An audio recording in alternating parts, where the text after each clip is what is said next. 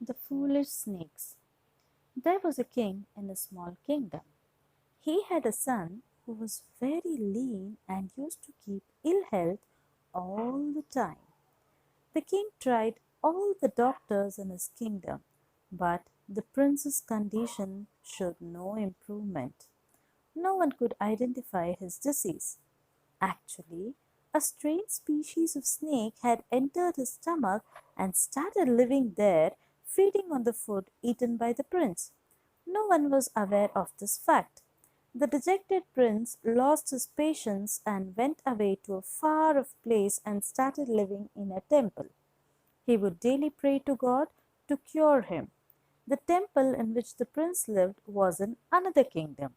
The king of that kingdom had two daughters. The elder one was smart, whereas the younger one was humble. Every morning, when they went to see their father, the elder one would praise the king. The younger daughter never used to flatter anybody, would say nothing. The king liked the elder daughter more. At the same time, he started to ignore his younger daughter, who never praised him. One day, unable to restrain himself, he called his guards and said, "Take away this ungrateful girl and marry her off to a humble person like her. When she feels the hardships of life, experiences the difficulties of outside world, she will realize how much comfort I gave her." "But father," she said, "I have never been ungrateful to you. What have I done to deserve such a punishment?" she pleaded. But the king turned his back to her and ordered the soldiers to take her away. The soldiers brought her to the same temple in which the prince was staying. On seeing him without his royal robes but in humble clothing, they thought him to be an ordinary person. One of the soldiers approached him and said, "Dear sir, would you take this fair maiden as your wife?" The prince looked at the beautiful princess. He could not believe his luck.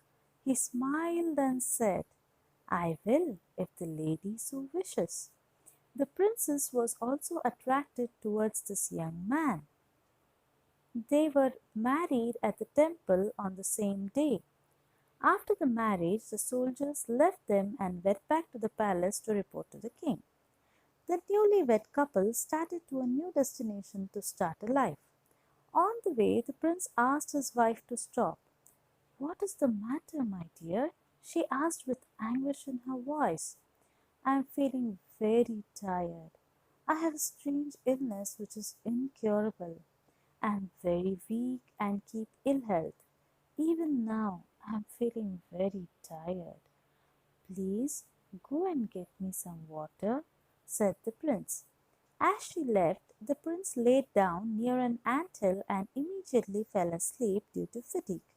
When the prince slept, the snake from his stomach came out from his mouth to catch air. As it looked about, it saw another snake emerging from the anthill. At that very moment, the princess, who was coming back with water for the prince, saw the two snakes and was puzzled. She hid behind a tree and watched them.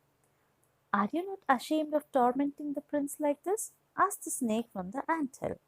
"And are you not ashamed of dirtying the two pots of gold kept in your anthill?" shot back the snake from the prince's body. "Oh, don't act smart. I know how you can be destroyed. If one prepares a gruel of rice with mustard and cinnamon and feeds the prince, your end will be swift," said the first snake. "And I know that anybody can boil some oil or water and pour into your anthill to kill you," said the other snake. Disgusted with each other, they turned away. The snake from the prince's body went back into his stomach, whereas the other snake went back into its anthill. The princess had overheard the entire conversation. She quickly prepared some rice gruel with mustard and cinnamon and fed the prince. Within a few days, the prince's health started improving. This indicated that the snake which had been inhabiting his stomach was finished for good. She then told the story of the two snakes to her husband. Both of them boiled some oil and poured it in the anthill. Once the other snake was also dead, they unearthed the two pots of gold and led a prosperous life. Moral: never discuss secret matters in the open.